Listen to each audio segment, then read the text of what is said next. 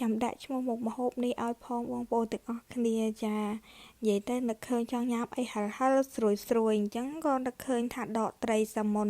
ត្រីស៊ូម៉ុងនៅក្នុងទូទឹកកកហ្នឹងមានហើយធ្លាប់តែយកទៅស្លម្ជូរតែម្ដងនេះខ្ជិលស្លដោយសារតែពេលស្លម្ជូរនឹងខ្ញុំដូចថាវារាងខ្លាញ់ដល់ចឹងអត់សូវចេះញ៉ាំតែបើសិនជានេះខ្ញុំយកមកបំពងចេះអ្នកខ្ញុំគាត់ថាប្រហែលជាប្លែកមកដឹងបំពងធម្មតាប៉ុន្តែយើងបំពងបែបលេខគ្រឿងលេខអីគ្រឿងទេសបន្ថែមអញ្ចឹងណាបងប្អូនចានាងខ្ញុំបានធ្វើរួចរាល់ហើយនេះគឺជាក្បាលត្រីស៊ូម៉ុងមួយទេបងប្អូនចាបងប្អូនគ្នាច្រើនយើងធ្វើច្រើនទៅនាងខ្ញុំគ្នាតិចញ៉ាំតែពីរអ្នកយាយតាអញ្ចឹងគឺនាងខ្ញុំធ្វើតែមួយទេនាងខ្ញុំយកមកលាងកោសវាធ្វើឲ្យស្អាតរួចកាត់ជាកង់តូចៗប៉ុណ្ណឹងហើយក៏នាងខ្ញុំយកមកប្រឡាក់អំបិលបន្តិចស្ករបន្តិចគ្រាន់តែស្ករដាក់តិចជាងអំបិលហាងឲ្យប្រៃហើយហាងឡំអញ្ចឹងណាបងប្អូនពួកអីដោយសារតែមុខម្ហូបនេះយើងញ៉ាំលេងបើសិនជាយើងញ៉ាំជាមួយបាយក៏បានដែរតែគ្រាន់តែយើងដាក់អំបិលហាងខ្លាំងជាងនឹងបន្តិចណានេះគឺនាងខ្ញុំដាក់ហាងឡំពួកអីយើងយកមកញ៉ាំលេងអញ្ចឹងទៅបន្ទាប់មកនាងខ្ញុំលាយវាទុកមកឡែកហើយគឺនាងខ្ញុំទៅធ្វើគ្រឿងផ្សំយើងបន្ថែមណាបងប្អូននាងខ្ញុំមានជាមួយនឹងគល់ស្លឹកគ្រៃស្លឹកក្រូចហើយជាមួយនឹងខ្ទឹមសខ្ទឹមក្រហមជាមួយនឹងគ្រឿងនេះគ្រឿងបុកនាងខ្ញុំមានគ្រឿងហិលមីងគាត់ឲ្យមកពីខ្មែរហ្នឹងហើយនាងខ្ញុំបុកបន្ថែមជាមួយនឹង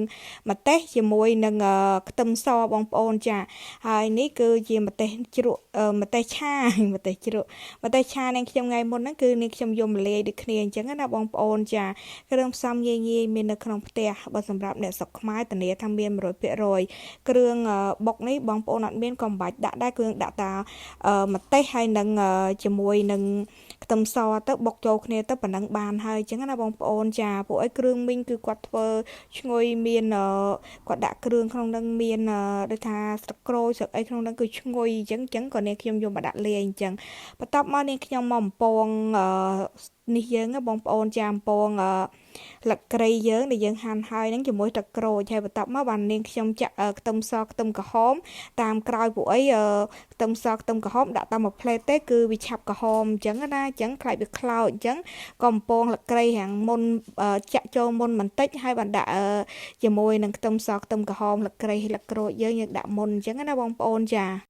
បន្ទាប់មកទៀតយើងដួសទុកមួយឡែកចឹងទៅហើយនាងខ្ញុំមកធ្វើជាមួយចៀនជាមួយនឹងត្រីយើងម្ដងបងប្អូនពងក៏បានចៀនក៏បានដែរ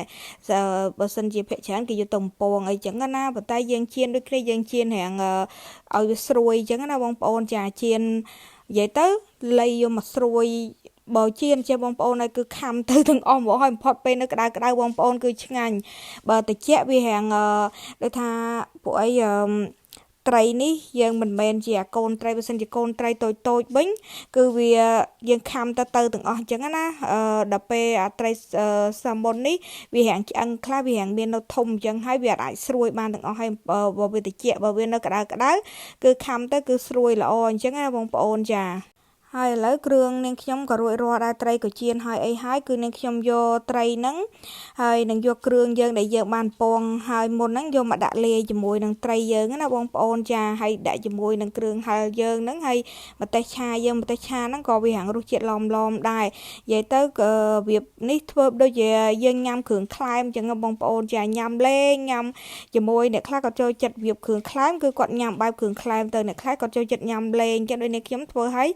ខ្ញុំញ៉ាំលេងអញ្ចឹងបងប្អូនពេលក្តៅឈ្ងុយយើងញ៉ាំជាមួយនឹងខំផ្ទាប់ជាមួយនឹងស្លឹកក្រូចយើងស្លឹកក្រូចធម្មជាតិផងឈ្ងុយបងប្អូនអើយចាហើយគឺយើងក្លុកដើម្បីវាចូលជាតិអញ្ចឹងណាបងប្អូនចាច្បល់ឲ្យវាចូលជាតិម្ទេសអីហ្នឹងហើយបងប្អូនចូលចិត្តហិលកម្រិតណាដាក់តាមចំណងចំណូលចិត្តផ្ទះបងប្អូននីមួយទៅនាងខ្ញុំគ្រួសារនាងខ្ញុំគឺមកល្មមឲ្យគាត់ហិលប៉ុណ្ណឹងតែនាងខ្ញុំមិនចង់លើសព្រោះអីនាងខ្ញុំអត់សូវបកកែហិលអញ្ចឹងណាបងប្អូនចាហើយឥឡូវគឺនាងខ្ញុំក្លុករួចហើយអីហើយបងប្អូនចាមើលម៉ាក់វីបានធ្វើរួចរាល់ហើយតំណងអត់និយាយទៅបើសិនជាយើងអត់ដឹងថាធ្វើអីអង្គុយអូសមើល Facebook ទៅឃើញគេបំពងហាងតំណងអីចឹងទៅក៏នឹកឃើញថាយើងមានត្រីសាម៉ុនដែរអញ្ចឹងយើងយកមកបំពងក្លុកដូចគេញ៉ាំអីចឹងវាប្លែកម្យ៉ាងយើងធ្លាប់តែចៀនញ៉ាំធម្មតាអីចឹងយើងបើត្រីក្បាលត្រីសាម៉ុននេះយើងយកបើនាងខ្ញុំយកទៅស្លម្ជូរស្រាយយកស្លម្ជូរគ្រឿងអីក៏បានដែរបងប្អូនចាគ្រាន់ថាដល់ពេលយើងធ្លាប់ស្លហើយអញ្ចឹងយើងក៏ចង់ប្លែកមាត់យើងក៏យកវាមកក្លុកម្ដងអញ្ចឹងណាបងប្អូនចា chơi ngay chỉ mới rồi chứ mong ôn anh này cứ trai salmon trai zoom mong bông còn lọc chỉ mới kêu anh ấy thường climb mà bông ôn á